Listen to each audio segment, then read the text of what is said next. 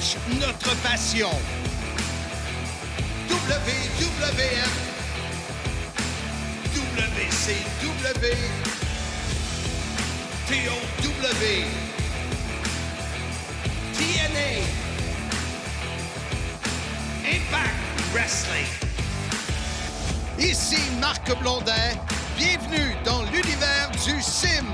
Depuis 1986, je vous divertis et je continue à le faire. Ici Jean-François Kelly, la légende vivante, animateur du CIM. Ici l'incroyable Handsome GF, animateur du CIM. Nous sommes CIM. Soyez-y, mesdames, messieurs, le podcast des fans du sport spectacle. Les rassemblements et les parties sont de retour. Le monde de Monsieur Fun est prêt à vous servir pour une 38e année. MonsieurFun.com, le site web 450-979-6386, 1-800-66 le Fun. Le monde de Monsieur Fun, animation, musique, thématique et même le boombox. Le monde de Monsieur Fun. Salut tout le monde, bienvenue au podcast. Soyez-y, mesdames, messieurs. Mon nom est Handsome GF, de retour à l'animation cette semaine, en compagnie de Mr. Fun International, Top of the World, The Original, Vintage depuis 1958. Self-proclaimed legend. C'est louche, cette phrase-là. Non, moi, je l'aime. Une légende où?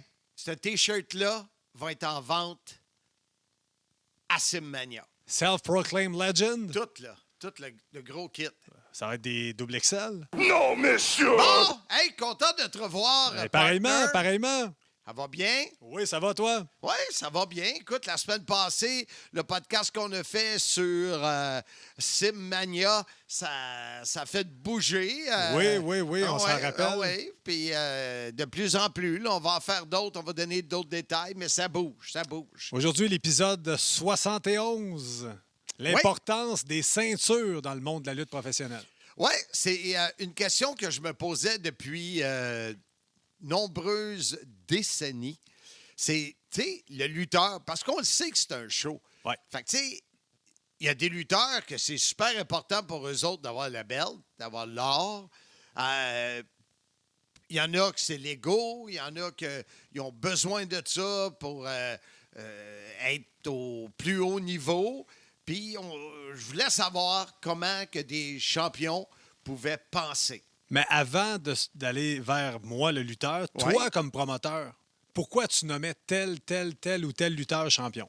Moi, dans le temps de la TOW avec Sly, c'est des performers, des... je sais pas comment dire en français. Avec l'Institut linguistique, c'est si facile d'apprendre l'anglais. 254-6011. Sur qui je peux me fier? Des professionnels, des gens que je peux me fermer les yeux, je sais qu'ils vont bien me représenter et qui sont capables de, justement, je cherche le terme, le performer, de livrer la marchandise. De livrer la marchandise, comme Osé le fait avec Amazon Prime. Et boboy! Pardon? Osé. C'est ton livreur à Blainville? Oui. Il livre bien? Il livre la marchandise. Ah oui, souvent? Oui. Oui. Okay. Trop. Trop selon ma Mastercard. Ah, je pensais selon ton épouse Jazz, qui est sûrement à l'écoute, on la salue. Oui. Fait que c'est ça. Pour moi, à titre de promoteur, c'était ça. Puis, quelqu'un qui est capable d'être main event, mais s'il livre la marchandise, il est capable d'être main event. Oui, ça va avec. Oui. Toi, à titre de lutteur, tu as été champion. On m'a même dit que dans le temps de la NCW, une autre de fédération que je suis propriétaire, t'es rendu propriétaire. On m'a dit que tu étais le genre de gars qui voulait toujours avoir une belt. Je pense pas. Qui t'a dit ça? Serge Coutu. Ah ouais, attends, je le vois, la langue sale, à Serge Coutu. Ouais, mais à la NCW, j'ai été faut que je te conte ça. On est allé à Labelle, la NCW, faire un show. Oui. Et Serge Coutu, son corbillard a lâché en chemin. Quand il est arrivé, il trouvait pas drôle. Il était vraiment, il y a un towing, tout le kit. J'ai dit, le corbillard est mort.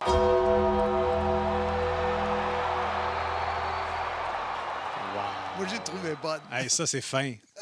Ça, c'est bien ficelé, je vais te le donner. C'est bon. Mais comme champion, tu parles de la NCW, j'ai été champion intercité, champion du monde, NCW, j'ai été champion TOW pour ta compagnie. C'est sûr que c'est un honneur pour le lutteur de représenter la compagnie. Tu te dis, les gars te font confiance, ils voient en toi quelqu'un qui peut bien les représenter, que ce soit dans le ring, en dehors du ring. Même si moi, j'étais un personnage méchant, tu sais qu'à l'entraque ou à la fin des shows, j'étais capable de faire la part des choses, parler aux jeunes, prendre des photos. Fait que, tu sais, c'était un honneur pour le lutteur.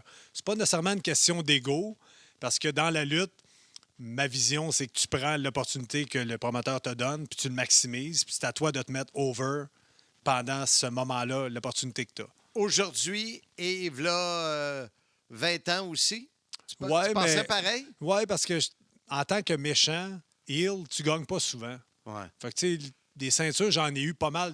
Toutes les fédérations que j'ai luttées, j'ai été champion à un moment donné, mais c'est pas ça le plus important. Je m'en fous que je sois premier match, deuxième, troisième ou la finale. Moi, je veux qu'à la fin de la soirée, il se rappelle Handsome GF. Ouais. Peu importe si j'ai une ceinture ou non. Ouais. Mais c'est sûr que ça te fait un velours d'avoir la ceinture. C'est sûr. Écoute, nos invités cette semaine, bien sûr, toi, tu es là, puis on est très content que tu sois là. PCO, qui va nous parler, entre autres, de son titre ROH Ouais. qu'il a eu. Sly, qui fait un retour sur le sim. Oui. J'ai également sorti un extrait de Eric Bischoff sur 83 Weeks with Eric Bischoff que je traduirai au fur et à mesure. Et on aura Vincent Lapointe. Lui, c'est pas un lutteur, mais c'est un maniaque de ceinture, un collectionneur. Mais tu sais, tu peux collectionner des Hot Wheels là, à 88 cents, mais lui collectionne des ceintures à 800, 900, 1500 piastres. Écoute, c'est débile. Fait que je veux que lui nous dise c'est quelle la vraie ceinture. Qu'est-ce qu'il pense des ceintures digitales des États-Unis, européennes, puis tout ça. Je veux son input. Son point de vue, Marc. Oui, voilà. Donc, on va à la pause et au retour, la première entrevue avec PCO. Sim.shop, c'est la boutique en ligne officielle de votre podcast Soyez-y, mesdames, messieurs. Portez fièrement les vêtements officiels du Sim. Voyez les nouveaux T-shirts de nos deux animateurs, soit l'incroyable Handsome GF et celui de la légende vivante Jean-François Kelly. Verre à bière, à vin, à whisky, verre thermos, lanière, tapis de souris, écusson autocollant et commande ta série de 6 cartes à collectionner sur ma carrière. WWF, WCW, TNA, TOW et la carte de Impact. La série vient avec une enveloppe protectrice et peuvent être évidemment autographiées sur demande. Une gamme de produits pour t'afficher comme fan du podcast Soyez-y, mesdames, messieurs, au sim.shop. Alors, on est bien content sur le sim de retrouver notre ami PCO, Pierre-Carl Ouellette. Comment ça va, mon chum? Oui, ça va très bien. Toi, Marc? Oui. Depuis tes conseils de jeûne intermittent, je me sens revigoré. Ah, c'est bon. Ça paraît dans ta voix, en plus. Un jour, on va pouvoir dire self-proclaim lean legend. C'est bon. C'est bon, j'aime ça. Faudrait que tu le rajoutes dans ton annonce. Ça s'en vient. Self-proclaim. Ouais. Lean. Oui, lean. PCO, l'épisode qu'on fait, c'est sur l'importance de l'or, l'importance du titre, l'importance de la ceinture. Appelle ça comme tu veux, parce que dans chacune des fédérations, toi, tu en as fait plusieurs. Il n'y a pas 56 champions. Il y en a soit champion par équipe, qui est souvent champion poids lourd mondial. On a eu d'autres championnats, champion de la télé. À Impact, on a Digital. Tu sais, et Division X. C'est quoi l'importance pour un lutteur comme toi d'avoir une ceinture? Ben, premièrement, ça situe les spectateurs où ce que le main event se passe. Tu sais, ça, c'est important. Fait que si, mettons, tu parles de la ceinture de la division X ou du Digital ou du Intercontinental ou des titres des États-Unis, c'est des ceintures, mettons, la deuxième ceinture d'une compagnie ou d'une émission.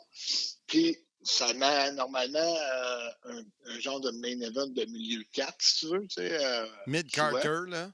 Ben, un main event de mid-card. Tu sais, souvent, dans house show, tu vas avoir une intermission. Des fois, tu prends un gros match avant de partir à l'intermission. Des fois, ça peut être ce match-là. C'est une belle position, je trouve.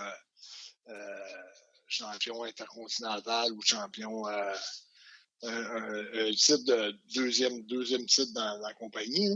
Ouais. Mais le plus gros, c'est le champion du monde, mettons, en 5. Ça, c'est le plus gros titre, c'est plus que les champions par équipe. Oui. Normalement, le champion par équipe, il tombe en troisième position un peu. C'est plus, ça va être plus souvent, ça va être l'intercontinental ou le champion des États-Unis. Pas mal semblable avec par équipe, mais toi, l'importance Oui, d'être c'est ça, je veux champion. dire. Parce que ça se situe sur la carte. Ça Ouais. se situe un match soit de grande envergure. Puis en même temps, ben, c'est pas sorcier par rapport aux autres sports. La Coupe Stanley, ça montre la meilleure équipe. La ceinture de champion du monde, c'est supposé montrer pas nécessairement le meilleur lutteur, mais peut-être celle-là qui a le plus d'importance pour la compagnie ou qui attire le plus de vente de billets au guichet ou en marchandises, à toutes sortes de façons. C'est probablement l'athlète marketing numéro 1 qui devrait être le champion du monde. C'est un peu ça, c'est un peu de même qu'on évalue ça dans le professionnel. Ton champion, normalement, c'est ton gars qui tire le plus partout, qui attire les codes d'écoute, qui attire la vente des billets, qui peut faire aussi des bons combats parce que le monde sont comme Hogan, c'était pas nécessairement un lutteur technique, mais il y avait déjà le monde en arrière de lui à 200%. Fait que ça faisait quand même toujours des bons combats. Puis, c'est un peu ça. Tu sais, si ça prend Austin dans WWE, The Rock, Hogan, c'est les gars qui attiraient le plus. Fait que, tu sais, quand tu arrives avec une ceinture champion du monde, mais ça vient valider tes succès dans la lutte professionnelle. Donc, c'est sûr que tous les lutteurs vont y aller avec le meilleur français, tous les lutteurs vont vouloir devenir champion du monde. Mais en quelque part, si c'est pas ça, c'est parce que tu veux pas la pression de ça, ou si c'est pas ça, c'est parce que ça te rend un peu nerveux de voir les responsabilités qui viennent avec ça. Mais j'imagine que la plupart des lutteurs visent d'être champions. C'est dans l'ADN, non? Oui, normalement, un vrai compétiteur devrait vouloir ça. Mais il y en a d'autres que ça les importe pas tant que ça. C'est rare, mais il y en a que ça les importe. La récompense, c'est-tu des fois une façon de récompenser quelqu'un qui est loyal, quelqu'un qui est clean, quelqu'un qui est... Ça se peut-tu, ça? Oui, ça peut arriver. Moi, je pense qu'il y a des champions qui sont là pour des longues périodes de temps, puis des champions qui sont là parce qu'on veut passer un message. C'est une question de timing aussi. Si c'était pas vraiment personne qui est la prochaine grande chose, puis un gars qui est tout le temps là, qui se présente, qui travaille fort, mais ça arrive. C'est sûr que ça arrive. Ça arrive pour toutes sortes de raisons, mais n'importe qui tombe champion du monde, moi, je pense qu'il l'a mérité. Moi, je pense que ça se passe pas sans beaucoup d'efforts, sans beaucoup de grind, sans beaucoup de travail. Puis, ouais, parce que souvent, tu sais, on va avoir des blessures. On fera pas. Je veux pas dire, peut-être que c'est le même au hockey aussi. Là, j'ai joué au hockey, mais j'ai l'impression que les gars sont un peu plus entourés. C'est-à-dire que s'ils ont des commotions, s'ils ont quelque chose, souvent, ils vont arrêter. J'ai l'impression que dans la lutte, les gars vont cacher plus leurs blessures pour pas perdre leur place. Aussi, des fois, on lutte blessé, des fois, on lutte... on a des gros bobos, mais on continue et on n'en parle pas. Ouais. Ça fait partie de gagner un championnat. C'est ça. C'est beaucoup d'épreuves, c'est beaucoup de... Moi, je trouve ça... je l'ai gagné avec Ring of Honor. C'est ça, je voulais que tu me parles. Toute une carrière complète pour arriver à ça. Ça arrive que c'est rien qu'une personne. C'est un roster de 100, 150 lutteurs. C'est quand même quelque chose d'assez incroyable. Oui. Toi, tu as vécu ça comment? Parce que je sais qu'à l'époque, je t'en avais parlé, tu étais fier, t'es fait présenter au Centre Bell, tu es allé Tout le monde en sur le parle. plateau. Tout le monde en parle, c'est vrai. Tu es allé Dave aussi à Morissette. Dave Morissette. Fait que pour toi, d'avoir la belle, ça signifiait quoi? Ben, l'accomplissement de toute une vie de travail pour avoir ça, c'est toujours ça que j'ai visé. Si on n'est pas dans le business pour viser une ceinture de champion, on n'est pas on va pas à bonne affaire parce que c'est ça qui vient valider tous nos efforts et tout ce qu'on fait, pourquoi qu'on le fait. C'est pas juste pour avoir des matchs de temps en temps, c'est parce qu'on veut devenir champion du monde un jour. Fait que c'est sûr que moi, ça a été super émotif, ça a été super une grosse journée, puis en plus du stress qui embarque par-dessus ça. Ouais, c'était des beaux moments. C'était assez incroyable. C'est ça.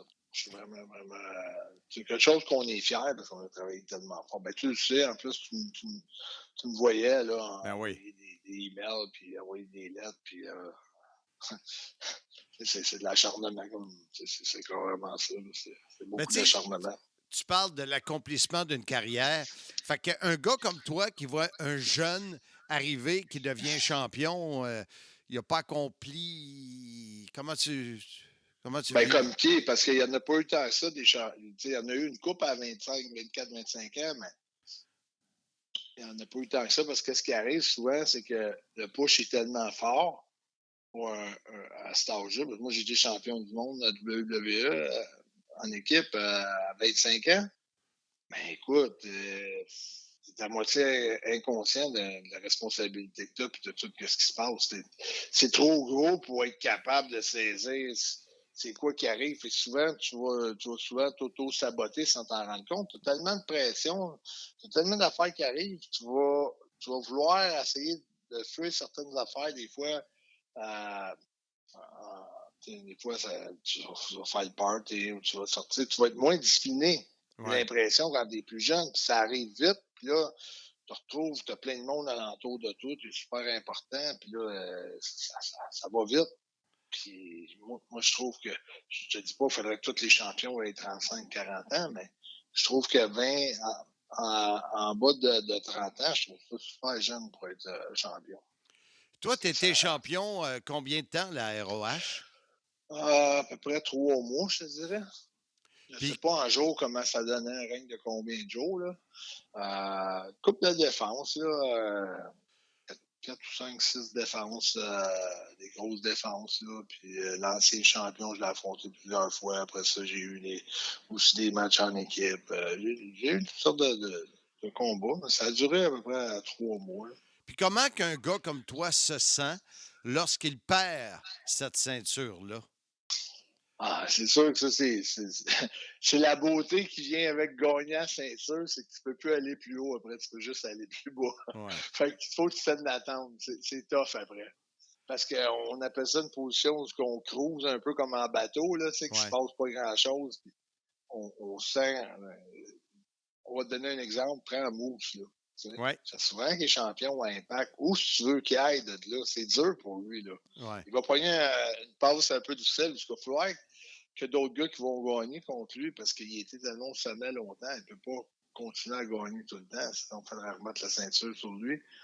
Ils vont peut-être laisser un bout de temps si c'est ça le plan. Mais je pense que c'est difficile pour Mousse avec le nombre d'années qu'il est dans la compagnie.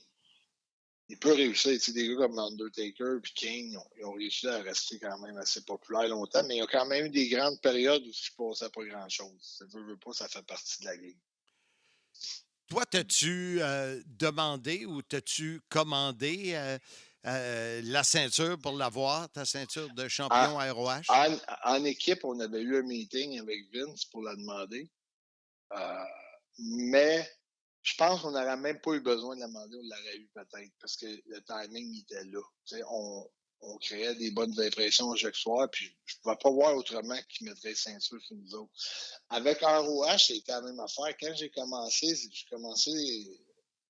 les foules, ça criait PCO, c'était débile, puis c'était partout où j'allais, ça allait tout le temps en augmentant, pas en augmentant. Puis avec le Garden. Fait que tout ce qui est arrivé, Madison Square Garden, le gros show avec 2 000 3 000 personnes, la grosse ovation que je suis là, on le sentait là, que ça s'en venait. Fait que j'ai jamais demandé rien. On va l'en faire. Mais ma question, je l'ai peut-être mal posée. Le souvenir de la ceinture, n'as-tu une réplique chez vous? Oui, j'ai la réplique. Ça, c'est sûr, je me suis arrangé pour la faire. Ben, je n'ai pas mal. Là. Et ceux de la WWE, celle de Ring of Honor, celle de Hardcore, de WCW. Ça, j'ai dit ces répliques-là. Bon, cool. Puis, dis-moi, est-ce que tu sais, ça, c'est ta vision à toi. Y a-tu des gars qui luttent, je veux pas avoir de nom, là, mais eux autres sont là pour l'argent, la carrière, et c'est pas grave si je suis pas champion. C'est pas, Oui, pas je la pense fin qu'il y du en a. monde. Je pense qu'il y en a du monde qui sont là pour d'autres raisons. Pour la sécurité financière, mettons. Oui. Il y a du monde qui sont là pour ça. J'ai l'impression qu'il y en a que oui. Là. Puis j'ai connu des anciens qui me l'ont parlé, puis qui étaient là, puis qui étaient contents de prendre leur paye, puis la déposer, puis tu sais, comme économiser, puis faire attention, puis acheter de l'immobilier, whatever, acheter de l'immobilier, acheter des actions à quelque part, faire des investissements quelconques, partir une business. Il y a du monde qui sont là pour ça. Mais je pense que tout le monde que la fibre compétitive un peu veut devenir champion du monde. C'est ça qui fait que ça devient un titre important. Tous les leaders qui sont dans une compagnie ont le même but en tête. Mais il y a comme un ordre aussi qui se passe dans le sens que par le temps que je deviens champion, ça n'empêchera pas d'autres gars de l'être plus tard ou de l'être avant moi. Fait que je pense que c'est le fun, que ça succède puis que ça donne un peu une petite chance à tout le monde de l'être. C'est sûr que quand tu as des longs règnes comme je pense Bruno Sammartino qui avait déjà environ 7-8 ans de temps, c'est un petit peu plus long pour les gars dans l'organisation. C'est sûr. Barouette, mais il y avait d'autres, comme je dis, la deuxième ceinture, les ceintures par équipe. Comme tu dis, un promoteur, des fois, il est capable de remercier ses talents les plus fidèles, puis ceux qui travaillent le plus fort, puis ceux qui sont le plus dédiés au succès de l'entreprise, tout ça. Je pense que c'est pour ça qu'ils ont créé plus de ceintures, pour être capable de faire des... On dit ça au hockey pour le power play, ça va donner des bonbons. C'est vrai. Des avantages numériques. C'est vrai.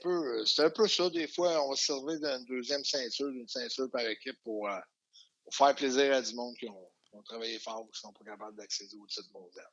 Là, toi, tu as été champion du monde à la ROH. Maintenant, tu es avec Impact. Est-ce que tu vises le titre?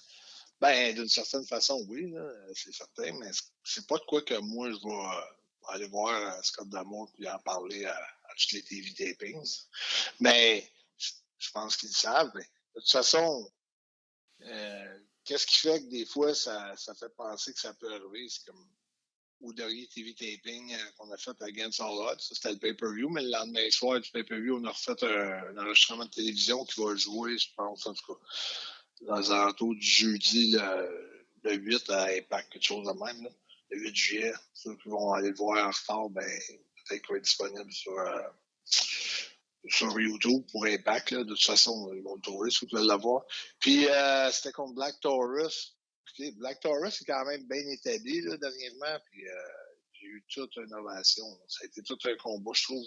C'était bon. En tout cas, moi, j'ai bien aimé ça. Puis, tu vois l'engouement de la foule, parce que souvent, tu le sais, j'arrive avec Honor No More. Là, le monde, ils veulent m'applaudir, mais ils savent que c'est une équipe de mauvais, de vilains.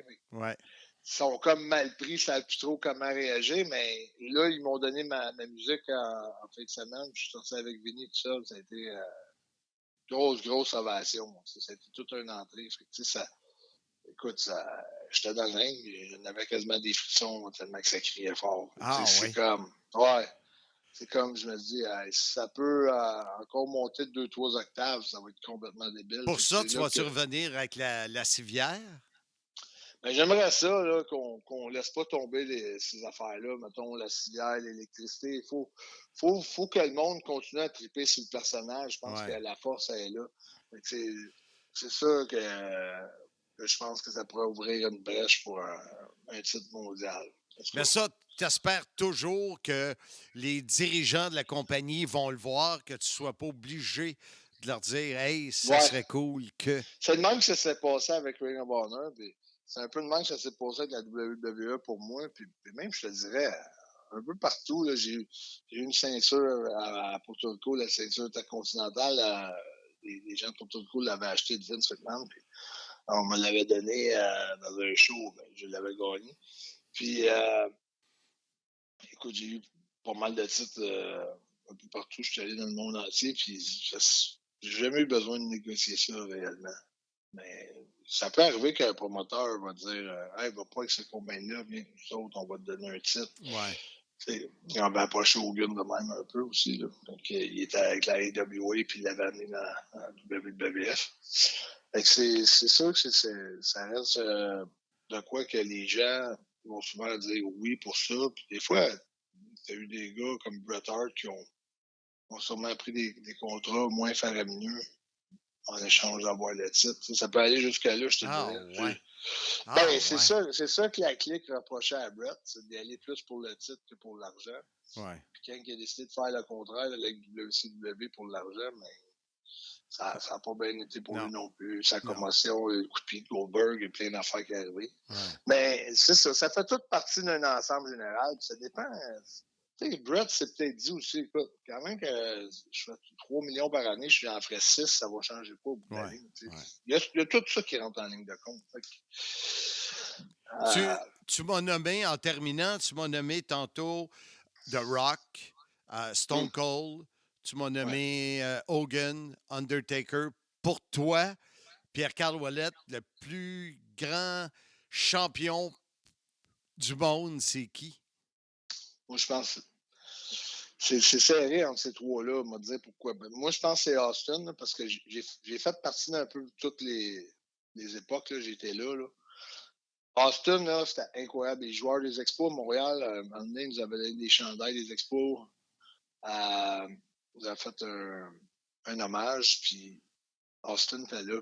Les gars, là, c'était comme des enfants pour voir Steve Austin. C'était des professionnels au baseball. C'était comme des... Ah ouais, tout le monde voulait le voir, tout le monde voulait tout le monde a une photo avec, tout le monde voulait serrer la main, jouer avec. Puis c'était le même partout.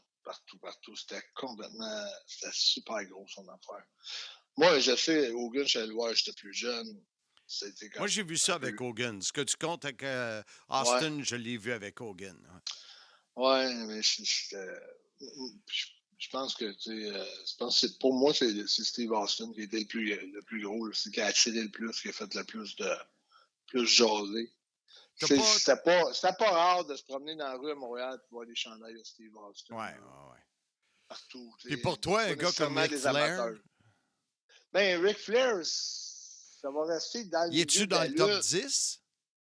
Peut-être, je dirais, mais tu sais, c'est complètement pas la même affaire. Il a peut-être attiré à Atlanta dans la NWA ou dans la WCW, dans les débuts de la WCW, mais je pense pas que tu peux le mettre sur la même catégorie qu'Hogan, The Rock puis Austin. Je pense que ces trois-là sont pas mal intouchables. Hogan, parce qu'il l'a fait avec la NWA, puis il l'a fait à Hulk Hogan 2 fois, en réalité. C'est 2 grosses fois, là. Ouais. C'est rare que tu vas voir ça 2 fois. Ben, j'ai bien beau dire Austin, c'est lui qui a fait la plus, mais Hogan l'a fait 2 fois. The Rock et Austin l'ont fait 1 fois. Hogan l'a fait avec 2 différents styles, 2 différentes gimmicks. C'est fou, pareil. Ben, moi, c'est sûr que dans mon rang, moi, c'est Austin premier, The Rock deuxième, troisième Hogan. Ouais. Mais il n'y a pas grande différence entre les trois. Ça peut un peu équivaloir à l'autre facilement. C'est une question peut-être personnelle rendue là, mais je pense pas que Flair, Brett, Shawn, ça touche pas à ces trois-là. Parce que Brett, ça attirait beaucoup en Europe, mais quand on arrivait aux États-Unis et au Canada, c'était quand même assez ordinaire. Ouais. En Europe, c'était comme Michael Jackson. Ça, j'ai vu des filles attendre sur le bord de l'autobus, puis on sortait de l'autobus, puis ça pleurait, parce que Brett passait. En Europe. J'ai pas vu ça aux États-Unis, mais j'ai vu en Europe. Moi, j'ai vu ça, je l'ai vu à un moment donné, notre réalisatrice, Nathalie Tremblay, quand elle l'avait vu, les genoux, ils ont plié, les jambes sont menées en guenilles. Ben oui. Non, en Europe, ça marchait fort en tabarnouche sur l'affaire. PCO, Et, excuse, vas-y. non, c'est ça. C'est comme, tu sais, tu as différents champions, différentes époques, différentes raisons, je te dirais, mais c'est quand même, je peux pas dire tasser les Ric Flair, puis les Brett, puis les Shawn Michaels de revers de la main, puis c'est quand même accompli quelque chose d'assez incroyable. Écoute, je suis vraiment content que tu aies pris, comme tu le fais toujours, avec autant de générosité, que tu aies pris le temps de nous parler sur le podcast. Soyez-y, mesdames, messieurs, notre épisode de l'importance de la ceinture pour un lutteur. Fait qu'un gros merci, mon chum. J'ai hâte de te revoir bientôt, peut-être à Bound for Glory, on l'espère. Ben oui, c'est sûr, je suis là. Simmania 1, c'est dimanche le 18 septembre prochain à la microbrasserie L'Entêté de Mirabel. Simmania 1, c'est un événement. Ça débute à 16h avec un podcast live, plusieurs invités sur place. On aura également le lancement de ma biographie, mon livre qui s'appelle « Soyez-y, mesdames, messieurs, la grande histoire de ma petite vie » avec mon co-auteur Bertrand Hébert sur place. Et entre 17h et 19h, la légende Demolition Axe, superstar masqué Bill Eadie, vous rencontrera sur place. Et à 19h, Simmania, le show de lutte. 35 lutteurs, gérants, animateurs, puisque je décrirai live dans la salle les 6 combats avec des analystes invités. Simmania 1, tout un événement de lutte, c'est dimanche, le 18 septembre prochain. Achetez vos billets, lepointdevente.com-billets-Simmania. Simmania 1, soyez-y, mesdames, messieurs. Super entrevue avec PCO. Toujours intéressant d'entendre un vétéran comme lui nous parler de ce qu'il pense de l'importance des ceintures. Mais je t'amène sur un autre sujet. Pour toi, là, qui était le meilleur champion qui a porté une ceinture là, quelconque, peu importe la fédération? Pour toi, là, quand tu penses... Peu importe l'époque? Peu importe l'époque, le meilleur champion à tes yeux, qui était le plus crédible... Facile. Shark Boy. No. Je vérifie à l'instant, il n'a pas été champion à TNA ou Impact. Il a été champion dans multiples fédérations, mais pas dans une des grosses majeures. OK, c'est pas Shark. Honnêtement, pour moi, c'est Hulk Hogan. OK. T'sais, Hulk Hogan, WWF, Hulk Hogan, NWO, je trouve que ça représente ce qu'un champion est. Là. Le monde se déplace. Pour moi, c'est ça. Moi, c'est Ric Flair. Ric Flair. Oui, Ric Flair, ce qui C'est venait... drôle, je m'attendais que tu ailles avec quelqu'un comme The Rock ou Stone Cold. Non, mais... Ou Undertaker. Moi, c'est ce qui amenait à l'extérieur du ring, les habits, les bijoux, la limousine, le jet, tout son... Exactement, ses robes. To beat the man, you gotta be the man. Non. To be a man, you got to beat the man. To be the man, you have to beat the man. But to be the man, you gotta beat the man. Ça, j'ai dit. Non, Check. J'ai ça ici. recule, Pierre. Ça, c'est pour le beat. Non. Hey, on va aller à une autre entrevue que tu as réalisée avec notre ami... On a réalisé. Oui, c'est vrai, j'étais là. Ben oui, tabarouette. t'étais là. Notre ami Sly, Sylvain Grenier, en direct de la Floride. Notre invité sur le podcast, soyez-y, mesdames, messieurs, nul autre que... Toi, Handsome, t'es mon partenaire, mais mon ex-partenaire, c'est Sylvain Sly Grenier. Comment est-ce qu'il va? Wow. Attends, ton ex-partenaire, là, il y a plein de filles qui vont appeler. Non, c'est moi, mon ex, c'est moi, l'ex. Ouais, bien, imagine-toi quand je dis ça avec Jean-François Kelly. Dis business partner. Business Ouais, partner. c'est fort, ça. C'est bon. Comment ça va en Floride? Ah, écoute, les gars, nous autres, c'est la canicule à l'année longue. C'est sûr. C'est pas drôle. Pas drôle, la vie. Ça me coûte 300 d'air conditionné par mois. Tabarouette. Mais sérieux, là, ça doit être difficile de vivre là l'été. Ça a l'air qu'il fait chaud au bout. Ben, Blondin, l'année passée, je voulais mourir. OK. Mais mon corps s'est habitué. Ah, ouais. Ouais. Ah, ouais, je Mon savais corps pas s'est habitué. Là, je vais à chaque matin, je me suis acheté un méga bicycle avec des gros Électrique? tailleurs pour la plage. Oui, électrique aussi. Un fat bike? Hey, je me promène là-dessus tout le temps. Fait que j'ai tout le temps un petit vent, puis je reste sur le bord de la plage maintenant. Fait que la brise, c'est wonderful. Bon, ben tant mieux, tant mieux. Écoute, Sylvain, on est content d'avoir de tes nouvelles, mais on voulait te poser une question. L'épisode de cette semaine est sur l'importance de la ceinture pour un lutteur. Je me souviens dans les... Oh, j'ai hâte de t'entendre si tu ris, c'est bon. Je me souviens, à un moment donné, je parlais avec Pat, puis Pat Patterson, il me disait, Marc, tout le monde veut rencontrer Vince parce que tout le monde veut être champion. Comment... Pour Sylvain Grenier, avec le rire que tu as eu suite à ma question, comment tu vois ça, toi, l'importance d'une ceinture pour un lutteur? Ça me fait rire parce que là, maintenant, c'est la mode. Vu qu'il y a plusieurs promotions, des gars peuvent être champions du monde dans 4-5 promotions, puis ils se font tous prendre en photo avec leur ceinture de partout, de Atlanta, du Texas, c'est des champions AEW, whatever. Hey, les boys, c'est un show, là. Arrêtez, là. Vous n'avez pas battu personne. Il n'y a personne qui est mort. Vous n'êtes pas si fort que ça. Faut se calmer. L'importance de la ceinture, ça veut dire que tu es capable de performer soir après soir, peu importe c'est quoi que le personnage qui t'est donné, soit bon ou vilain. Le promoteur, il compte sur toi pour cette partie du show-là. Ça veut dire, si, mettons, nous autres, la résistance, on était, mettons, just before main event ou après intermission pour ramener le monde, ils savaient que notre rôle, c'était de se faire haïr le plus. On allait gagner le match parce qu'on était champion, fait qu'on allait battre le babyface en trichant. Mais là, ça l'amenait le main event, que là, le gros babyface allait gagner son match. Fait que tout est pensé là, dans l'échelle du show, comme que nous autres, on faisait Blondin à TW. Mais mettons que t'es pas champion, tu vas quand même faire la job. Ils ont confiance en toi pareil. Non, ça change pas grand-chose. Demande à Hanson. Quand t'es pas champion, t'es un match parmi tant d'autres souvent parce que t'as pas d'histoire. Exactement. Là, les histoires principales sont autour des champions. Histoire, t'es déjà haï à cause d'une raison ou t'es déjà aimé à cause d'une raison. Quand t'es pas champion, t'aspires. Pour avoir une taille, il faut que tu aies une ceinture. Donc, puis pour être relevant, c'est quoi en français, relevant? Important. Dans le fond, ça t'apportait plus d'opportunités quand tu étais champion, j'imagine, de la visibilité.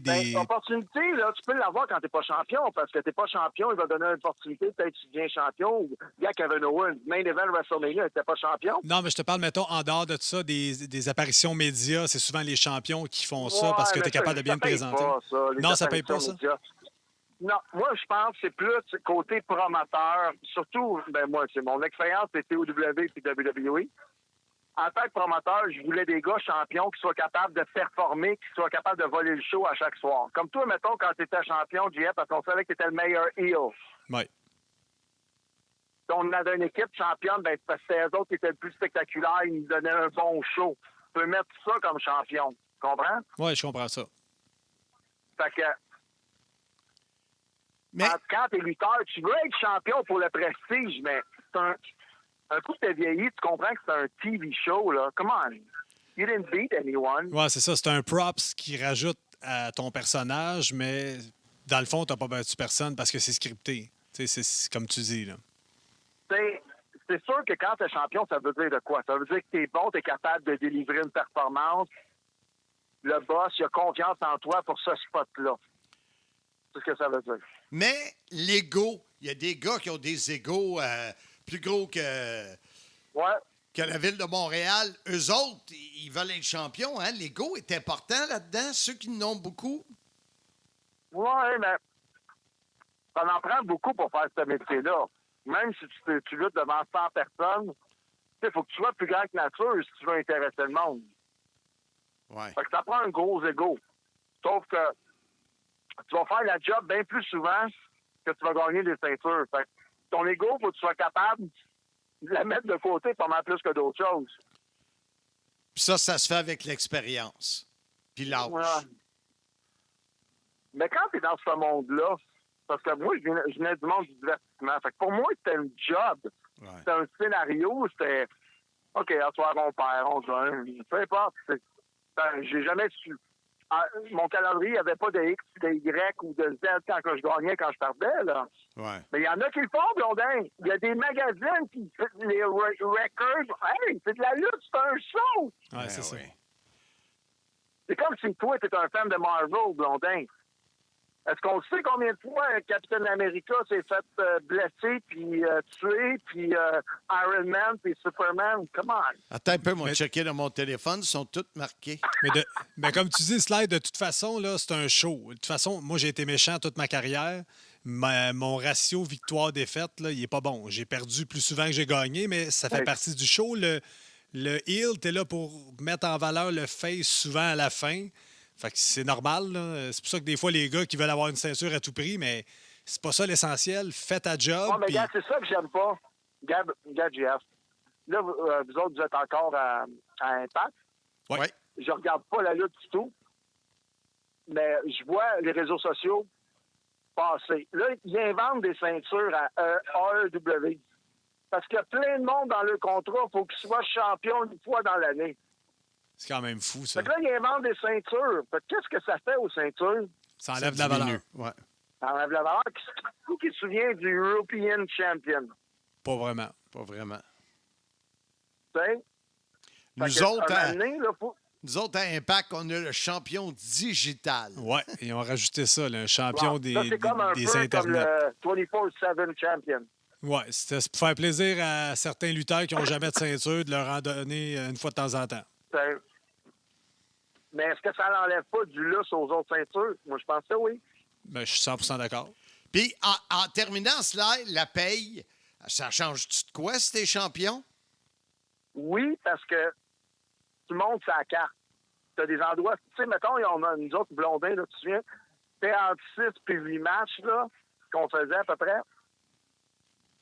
Fait que quand tu es champion, tu as un endroit stratégique sur la carte. Soit pour finir l'entracte, pour vendre des photos avec la ceinture pendant l'entracte, ou soit just before main event, ou dans les 2-3 main event. Fait que c'est important pour la carte, ça, les champions. Ils sont pas champions pour rien. Elle veut dire de quoi, la ceinture?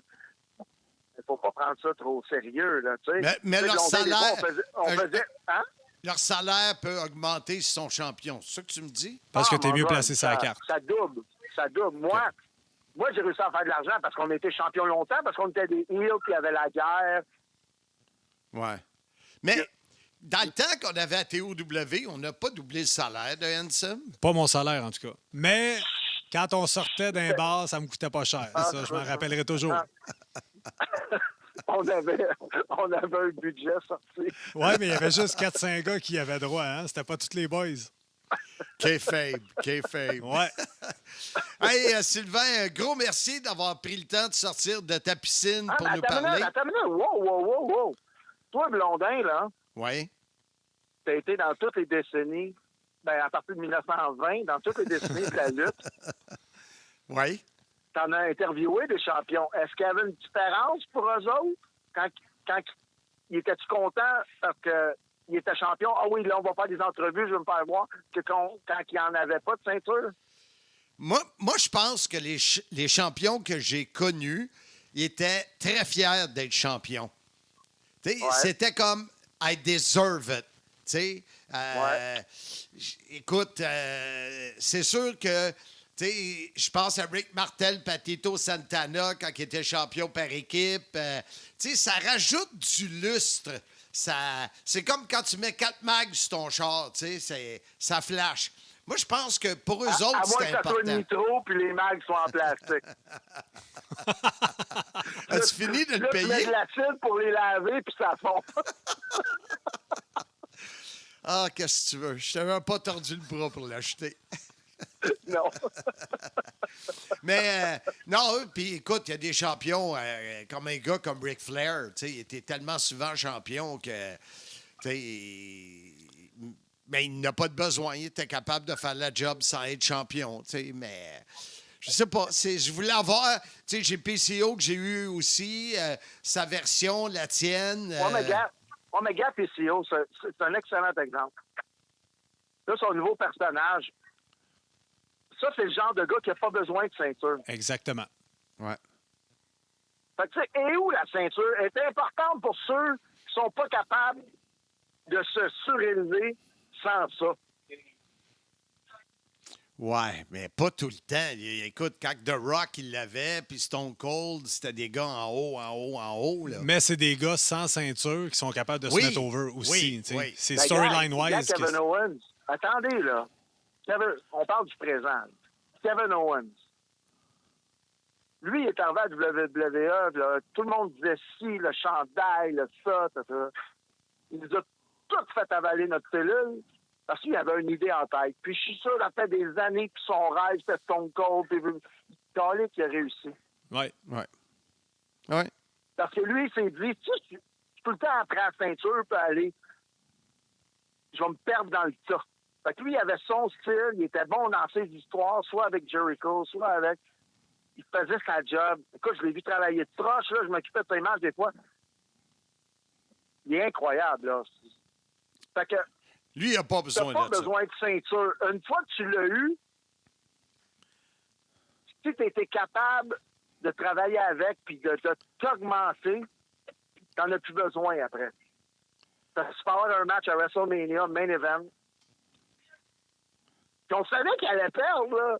C'est ça le pire, mais il a tellement fait On un l'a job tout extraordinaire. écouté, Ben oui. Ouais. C'est la première fois qu'on l'a écouté sans le slide punch. Ah, c'est Sans le side punch. ouais, c'est différent de WrestleMania sans toi, Sly. Mais Ouais. il était bon. Moi, le match, il était Oui, extraordinaire. vraiment, là. vraiment. Moi, le punch que tu faisais était bon aussi, était extraordinaire. Oui. Et bah, Pour moi, la ceinture, c'est pas important. Je vais pour les bretelles. Crée mon genre que t'es tarlac! Wow! T'ennuies-tu C'est de ça, bretelles. Sly? Ah, OK. Ah, mais là, t'as maigri longtemps. Oui, j'ai encore couru mon 2000 encore plus rapidement matin. Je fais le jeûne intermittent, ça va très bien. Mais toi, il faudrait que tu sois le jeûne permanent. Sly, on te remercie beaucoup. Merci, les boys. Continuez votre beau travail. Ciao, le gros, content de t'avoir parlé. Cool. Ciao, ciao, les boys. Ciao. La microbrasserie Noire et Blanche est heureuse de t'offrir une deuxième cuvée de la Bitter Messieurs, ma bière surette aux cerises. Pour cette deuxième saison, nous offrons cette bière estivale dans une série de 12 étiquettes différentes, idéale pour les collectionneurs et amateurs de bière. André le Géant, Ted DiBiase, Bam Bam Bigelow, Jake the Snake Roberts, Ric Flair, Hacksaw Jim Duggan, King Kong Bundy, le Barbier Brutus Beefcake, Roddy Piper, Ultimate Warrior, Macho Man et le Hulkster. Pour commander vos Mesdames Messieurs, surveillez le groupe Facebook Soyez-y Mesdames Messieurs ou contactez la microbrasserie Noire et Blanche, NEB, pour Noire et Blanche, micro@gmail.com. Cheers! Tu veux savoir les 12 étiquettes? Ouais, t'es-tu capable de les nommer? Check tes doigts. Compte-les, là. André le Géant, Hulk Hogan, Macho Man, King Kong Bundy, Beefcake, Piper, Duggan, Jake the Snake, Ric Flair, Il en manque Million 3. Dollar Man Il en manque 2. et Boboy. Colin! Coco Beware? Non. Je pensais les avoir toutes. Non. André le Géant, je l'ai dit. Ben oui, 2 fois. Ultimate Warrior. Il en manque une. Colin, il en manque une. OK. On va essayer de la trouver. Si t'avais pris des notes. Ouais, mais j'y vais de même, moi. Sans filet. Oui, sans filet. Vas-y, tu avais une question pour moi. Marc, la plus belle ceinture pour toi, c'est laquelle? La Toute- plus belle. Ouais, la plus belle. C'est de la TOW. Elle est rendue où, celle-là? C'est un gars de Sherbrooke qui les a achetés. J'aurais aimé ça de l'avoir, moi. Ouais, mais... Non, que je te dise. dans les grosses fédérations. Sérieux, là? Ouais. Moi, c'est ce qu'ils appelle le Big Gold, là, la grosse ceinture que Ric Flair là, avait de l'air tellement grosse sur lui, puis que Hogan a, entre autres, avec le NWO. Là. Hey, je t'écoute parler, puis on dirait que j'ai dit ça, moi, avant l'émission. On est d'accord? C'est rare, hein? Seigneur. Wow! Prends des notes, Pierre, c'est la première fois. Mais Handsome, c'est... Toi, tu es peut-être plus connaissant en tant que ceinture, mais là, j'ai parlé avec Vincent Lapointe. Je te l'ai dit, il y en a qui collectionnent des Hot Wheels à 88 cents. Lui, il collectionne des ceintures, mais c'est malade. Ouais. On va demander à lui qu'est-ce qu'il pense de la ceinture, l'importance, et pour lui, c'est quelle est la plus belle. On écoute Vincent Lapointe. Mon invité sur le podcast, soyez-y, mesdames, messieurs, Vincent Lapointe. Vince, c'est ta deuxième visite sur le podcast, c'est bien ça? Si je me trompe pas, non. Oui, c'est ça, c'est ma deuxième visite, exactement. On avait fait quelque chose sur les collectionneurs, puis tu en avais assommé quelques-uns Oui. en parlant de ta collection de ceintures. Pourquoi j'ai voulu avoir Vincent Lapointe sur le podcast de l'importance des champions des ceintures dans le monde de la lutte? Ben, c'est justement parce que on vient de parler à PCO, on vient de parler à Sylvain Grenier. Comment Vince voit ça, lui, l'importance pour un lutteur, la ceinture de championnat ou une ceinture. Comment tu vois ça? Ben, écoute, une ceinture veut pas. Pour moi, la ceinture de champion du monde, c'est la ceinture qui représente le lutteur qui vend le plus de tickets, si on veut dire. Donc, pour moi, c'est très important. Et pour le lutteur aussi, c'est une marque qu'il a réussi dans son domaine. Quand tu deviens le champion du monde, ben, je veux dire, tu as accompli ce rêve-là de devenir le meilleur, mais le meilleur vendeur aussi, comme si on regarde avec Stone Cold, Hulk Hogan, c'est des gros noms qui ont été des gros vendeurs. Donc, de la lutte, que ce soit de la marchandise, ça a été des gros vendeurs. Donc, pour eux, avoir le titre, ben, ça rapporte de l'argent aussi. Donc, c'est de la business, hein? Veux pas, le monde de la lutte. Donc, pour moi, c'est ça. Le champion du monde représente l'argent, représente le top of the line, lui qui vend le plus, lui qui a le plus de charisme. C'est le plus grand lutteur du moment. Comment tu verrais ça, Vince? Mettons que toi et moi, on est propriétaire d'une fédération, on a Stone Cold et on a Hogan dans leur pic, mais on n'est pas obligé de leur mettre le titre pour qu'ils vendent puis pour qu'ils soient nos meilleurs vendeurs. Tu comprends-tu où j'ai un peu de Oui. misère avec ce que tu me dis? C'est qu'il y en a qui n'ont pas besoin de ça, puis il y en a que tu essaies de pousser. Comment tu vois la différence? Effectivement. Si on prend Jake the Snake Roberts, qui est un très gros vendeur qui n'a jamais eu le titre, là. Jake Roberts n'a jamais eu le titre, mais c'est un très grand vendeur. Donc, lui, il n'avait pas besoin de ce titre. Il y a différents types de lutteurs, mais pour une entreprise comme Vince McMahon, comme la WWE, on veut vendre de la marchandise aussi. Est-ce que Jake vendait autant de marchandises que Hogan ou que Stone Cold? Donc, c'est peut-être là l'importance du titre et du champion par rapport aussi à la globalité du monde de la lutte, là. Comment, toi, tu perçois les lutteurs qui veulent tous être champions? C'est quoi ta vision de ça, toi? Ben, c'est important, je veux dire, t'es pas dans le bon domaine si tu veux pas être le champion dans le monde de la lutte. Fais d'autres Effectivement. choses, là, tu sais. Il faut que tu fasses d'autres choses. Si ta passion, ce n'est pas de devenir le numéro 1, t'es pas dans le bon business. C'est tellement dur et ingrat comme business et entreprise, et c'est sur le corps, la route, tous les heures qu'ils font. Donc, il faut que tu aies cette mentalité-là de devenir le numéro 1, tout simplement. Et juste pour rappeler aux gens, combien tu as de ceintures, toi, Vince, chez vous? Ben là, j'en ai 19. Aïe, aïe. C'est J'en ai débile. 19, puis j'en ai 3 là, qui sont en fabrication, là. Il me semble qu'à chaque fois que je te parle, tu me dis j'en ai tant en fabrication. Un jour, tu vas t'arrêter et à un moment donné, tu vas avoir toutes les ceintures que tu. Non, écoute, ça me coûterait vraiment trop cher. Je te dirais qu'à 25, je devrais arrêter, là. Je pense que ma collection va être assez complète pour moi. J'essaie. Oui, c'est ça. Tu peux bien rire, Marc. Tu peux bien rire. Ça sera pas facile. Non, c'est sûr que ce ne sera pas facile d'arrêter. Colin, on a toutes des petites folies en nous. Et on a parlé de cette ceinture-là, l'importance pour les lutteurs ou pour le propriétaire de la compagnie. Mais c'est quelle, la, avec un gros L et un gros A majuscule, c'est quelle la ceinture pour notre spécialiste du gold, Vincent? Écoute, mon cœur est déchiré. C'est très déchirant. C'est 2 ceintures des années 80, mais je dois y aller avec celle-ci que j'ai reçue la semaine passée. La fameuse Winged Eagle, qui était la ceinture que Hulk Hogan a fait le début et André le Géant a volé. Et c'est sur ce premier show que je t'ai vu, Marc, à la télévision. Donc, c'est drôle. Donc, pour moi, écoute, Stone Cold est le dernier qui l'a eu.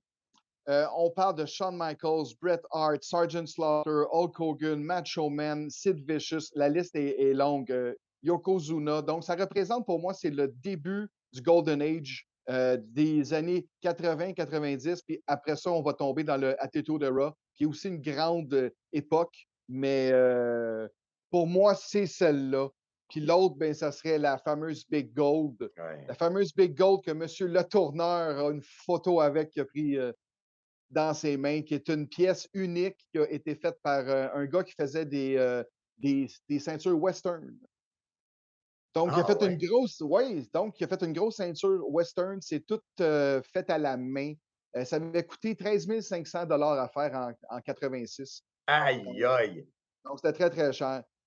C'est pour ça, c'est unique, c'est un élément de l'histoire, là. Donc, c'est les deux, mais la Winged Eagle, c'est ma préférée pour tout ce qu'elle représente, puis tous les lutteurs qui l'ont eu, qui sont dans une classe à part. Pour un gars comme toi, Vince, qui a tellement de respect pour les ceintures, quand je te dis le nom de David Arquette, ça te fait quoi? Ça ternit le nom de la ceinture, mais c'est de la business. Donc, ils ont essayé de faire quelque chose. C'est dans les années que la WCW était en déroute. On essayait pratiquement n'importe quoi. Bon, donc ça a donné qu'est-ce que ça a donné. Le titre a quand même continué dans la WWE, donc la Big Gold n'a pas perdu son éclat avec tout ça, mais c'est quand même une tâche. Le gars, il aurait essayé, je pense, à faire un combat dernièrement hardcore. Je pense qu'il a trouvé ça dur. Je l'ai vu, mais Euh, quel combat contre, ben, où il était ensanglanté, là. Ce combat-là, tu parles? Voilà, donc j'ai tout mon respect. Oui, exactement. Donc, j'ai tout mon respect pour cet homme parce que pour faire ce qu'il a fait, bon, j'ai un énorme respect pour les lutteurs. Je crois que les gens ne comprennent pas à quel point ils mettent leur corps sur la ligne tous les soirs. Quand j'ai vu M.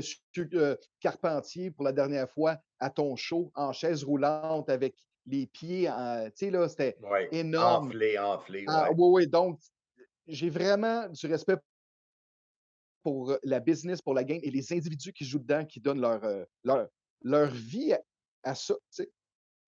Et je m'en voudrais de pas te poser la question, Vince. Tu penses quoi des titres secondaires? Exemple, Impact pour la fédération pour laquelle je travaille ont sorti Digital Media Championship. On a eu des championnats US, des championnats européens. On a eu.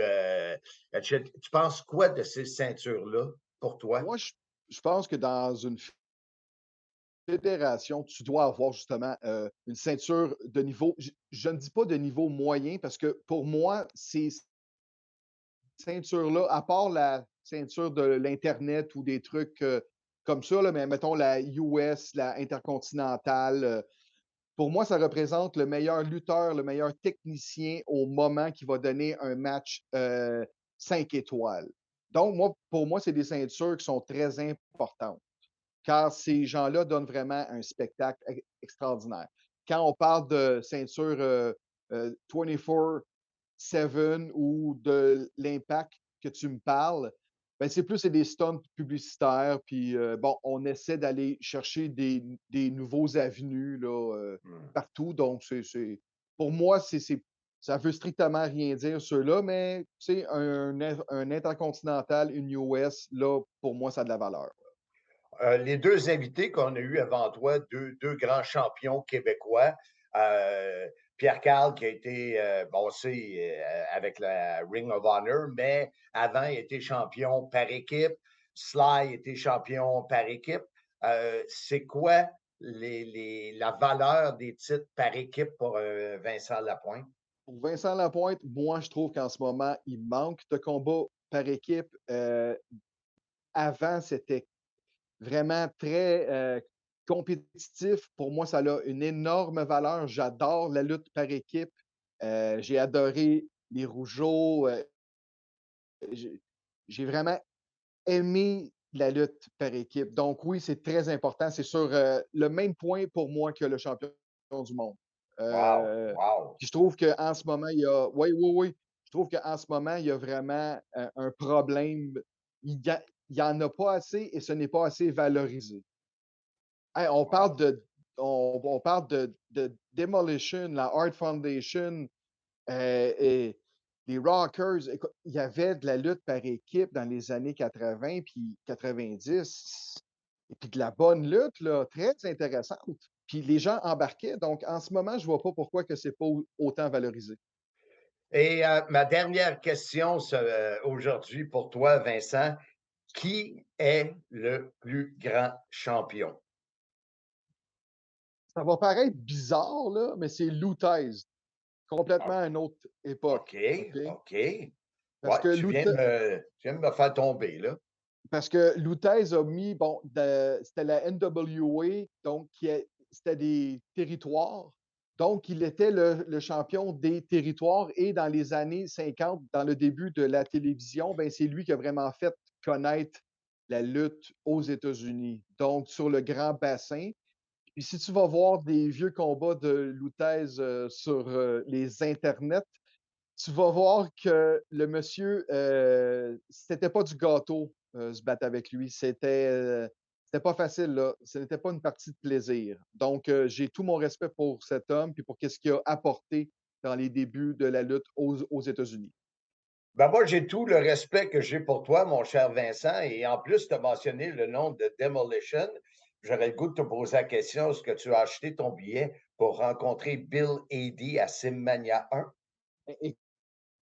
Écoute, là, j'ai ma table avec Martin, donc il faudrait que j'achète le billet pour voir Bill définitivement. Puis j'ai une de ses ceintures qui est en fabrication et j'espère de l'avoir avant le show pour prendre des photos avec puis le faire signer. Ça serait très, très le fun. Wow! Écoute, je te remercie beaucoup. J'ai hâte de te voir. Là, on fait cette entrevue-là en Zoom. J'ai hâte de te voir en vrai le 18 septembre à Simmania. Merci beaucoup, Vincent. Et je sais que tu commences tes vacances. Repose-toi et bonnes vacances. Merci de ta grande générosité, mon ami. Marc, merci beaucoup. Ça fait toujours plaisir quand tu veux. Puis on parle de lutte, c'est ma passion. C'est bon. Attention à toi, mon ami. Merci. Bye bye, toi aussi. Bye bye. C'est officiel. Le livre Soyez-y, mesdames, messieurs, la grande histoire de ma petite vie sera disponible à l'automne. Ici Marc Blondin. Avec l'aide de mon co-auteur Bertrand Hébert, je me livre à vous avec l'histoire captivante de ma vie. Ma famille, ma jeunesse, mes années à Valleyfield, ma carrière en communication, entre autres à C'est quoi FM, et évidemment des détails sur ma carrière dans le monde fascinant de la lutte professionnelle. Des histoires en détail et inédites, bientôt disponibles en précommande et surveillez l'annonce du lancement officiel cet automne avec plein d'invités. Soyez-y, mesdames, messieurs, la grande histoire de ma petite vie. Vous le savez, c'est pas un secret pour personne. J'aime beaucoup écouter Eric Bischoff sur son 83 Weeks with Eric Bischoff, son podcast hebdomadaire, et j'ai retiré un segment où il parle des enjeux de la ceinture. Alors, ce qui s'harmonise très bien avec notre sujet d'aujourd'hui. On écoute un bout d'Eric Bischoff en anglais et je vais vous traduire par la suite. I think one of the things that's lacking across the boards, WWE, WWE and AEW, is real stakes. When I say real stakes, I mean within the context of sports entertainment, meaning, so what if you win a title? What does that mean? That people can relate to. Right. What does it mean to win a world championship? Well, it means you get to brag. It means you get to come out with that belt over your shoulder. It means that there's a lot of attention on you. None of that is really relatable to the audience, is it? It's gratifying as a performer because it's a recognition that you've reached a certain level in your industry and the company believes in you and they're going to focus on you and hopefully grow their business, because of you being in that position and the stories that ensue. That's what it all means internally, like behind closed doors or behind the curtain. But what does it mean to the audience for someone to win a world championship? Alors, Eric Bischoff qui nous dit que le problème dans le monde de la lutte pour les titres, c'est qu'il n'y a pas de vrais enjeux. Que ce soit la WWE ou la All Elite Wrestling AEW, les titres, ça veut dire quoi? Oui, il a utilisé le mot brag qui veut dire oui, tu peux te vanter, tu peux sortir avec la ceinture sur l'épaule. Ça montre, comme on en a parlé, un certain niveau de confiance du promoteur, de l'entreprise. Mais pour les fans, ça veut dire quoi? Il n'y a pas de vrais enjeux pour une ceinture dans le monde de la lutte professionnelle. On poursuit avec Bischoff. In UFC, it's money, right? You win the majority of the purse. In the NFL, it's the pride, it's the struggle, but guess what? You get a big-ass check, too. And that's relatable. But in wrestling, we don't talk about that, do we? There's no direct association between winning a world championship, which in every other sport is relatable because of the financial impact it has on people and what it's going to do for their careers going forward when you're, the Super Bowl, champion quarterback or whatever, you're on the team, right? You're a star on the team. It's all relatable to people, but in wrestling, it's not. Yeah, you're absolutely, yeah. It would be interesting, and I know this is too hard and this isn't the right place to have this conversation, but it would be really interesting if there was a way. And I don't mean that, back when I was a kid, it was like a $50,000 battle royale. You couldn't do that today, but that's what I mean. It was relatable to people. It was there were stakes that people could go, well, oh yeah, I'd want to fight for $50,000. How many of us have ever thought, when I get in the ring with Mike Tyson, when Mike Tyson was in his prime? Well, for, part of that purse, hell yeah. I'll let anybody beat the shit out of me for, a couple $1,000,000. No problem. I'll heal. And when I do, I'm fat. I like it. C'est très bon ce qu'il dit, Eric Bischoff, sur ça. Il dit, si tu compares la lutte avec la UFC, t'es champion, ça veut dire le signe de pièce. T'as la grosse part de la bourse. Dans la Ligue nationale de football, la NFL, la même chose. En plus de la fierté, tu as le chèque et tu as le statut de vedette. Mais du côté de la lutte, il n'y a pas d'association. Quand tu as le titre, il n'y a pas d'association monétaire comparativement, exemple, à un champion, une bague de Super Bowl. Il dit, plus jeune, aujourd'hui, on ne pourrait pas y croire, mais plus jeune, il y avait des pubs où tu disais il y avait 50 000 $ pour le gagnant d'une bataille royale. Aujourd'hui, on le sait que c'était pas vrai. Dans le temps, on pouvait y croire et il y avait un enjeu. Aujourd'hui, cependant, le fan moyen est trop allumé, il sait que c'est pas vrai. Et c'est ce qui manque, le côté enjeu du côté de la lutte pour le titre. Quand il parle de Mike Tyson, il dit « Tu mets un enjeu, tu t'en vas dans le ring face à Mike Tyson, puis tu vas recevoir 2 millions. Tu sais que tu vas manger une tabarouette de volée, mais quand tu vas guérir, tu vas être riche pour le reste de tes jours. » Ça, c'est un enjeu, ce que la lutte n'a pas pour les titres. Je l'ai trouvé, le 12e étiquette. C'est lequel? Bam Bam Bigolo. Wow! Bravo, Marc! C'était long, mais je l'ai trouvé. Je savais que dans ma tête, les souvenirs revenaient. Un gros épisode là, sur l'importance des ceintures. Sujet fort intéressant. Au moins, on n'a pas été coupé par des appels cette semaine. Non, ça fait non. déjà du bien. Et la semaine prochaine, pour les 3 prochaines semaines, ça va être la légende vivante Jean-François Kelly. Oui, wow! Il revient parce Incroyable! que lui, il aussi, je m'en dis, lui, il tout, il estime. Hey, salutations aux amis de la France. Itou! Tout.